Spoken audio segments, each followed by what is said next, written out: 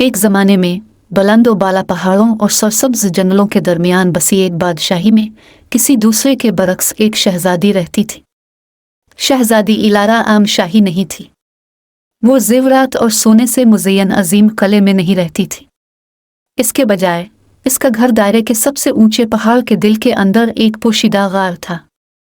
اپنی تنہائی کے باوجود شہزادی ایلارا اپنی بادشاہی کی پریشانیوں سے صرف چھپانے پر راضی نہیں تھی۔ امبر کے ساتھ ساتھ اس نے ضرورت مندوں کی مدد کے لیے خفیہ مشنوں کا آغاز کیا، اپنی چپکے اور چالاکی کی مہارتوں کا استعمال کرتے ہوئے اس کی مخالفت کرنے والے کو پیچھے چھوڑ دیا۔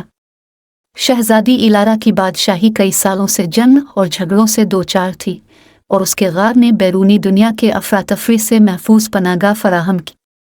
اس کی پتھریلی دیواروں کے اندر اسے سکون ملا، جس کے چاروں طرف چمکدار کرسٹل کی ہلکی سی چمک تھی جس نے غار کو سجایا تھا۔ لیکن تمام لوگ جنہوں نے شہزادی ایلارا کے کارناموں کے بارے میں سنا وہ اتحادی نہیں تھے۔ لالچی ایکوں اور طاقت کے بھوکے جادوگروں نے اسے اپنے عزائم کے لیے خطرہ کے طور پر دیکھا اور اسے پکڑنے کی کوشش کی، اس امید پر کہ وہ اپنے ڈریگن ساتھی کی طاقت کو اپنے مذموم مقاصد کے لیے استعمال کرے۔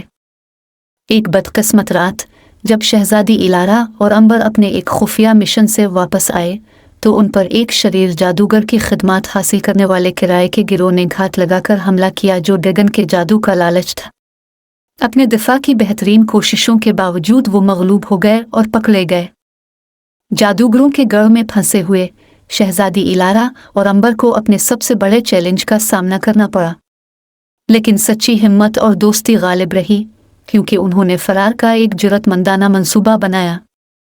امبر کی تیز سانسوں اور ایلارا کی چالاک حکمت عملیوں کے ساتھ انہوں نے آزادی کے لیے اپنا راستہ لڑا اور اپنے اغوا کاروں کو ان کی بہادری کے عالم میں چھوڑ دیا۔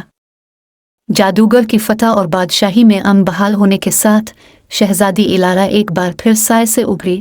اس کی بہادری اور ہمدردی ان کرسٹل کی طرح چمک رہی تھی جس نے اس کے غار کو سجایا تھا، اور اگرچہ وہ اپنے عاجز ٹھکانے کے ساتھ سچی رہی لیکن اس کا افسانہ دور دور تک پھیل گیا، جس نے اس کی کہانی سننے والوں کو حوصلہ، دوستی اور غار میں رہنے والی شہزادی کی ناقابل تسخیر روح پر یقین کرنے کی ترغیب دی۔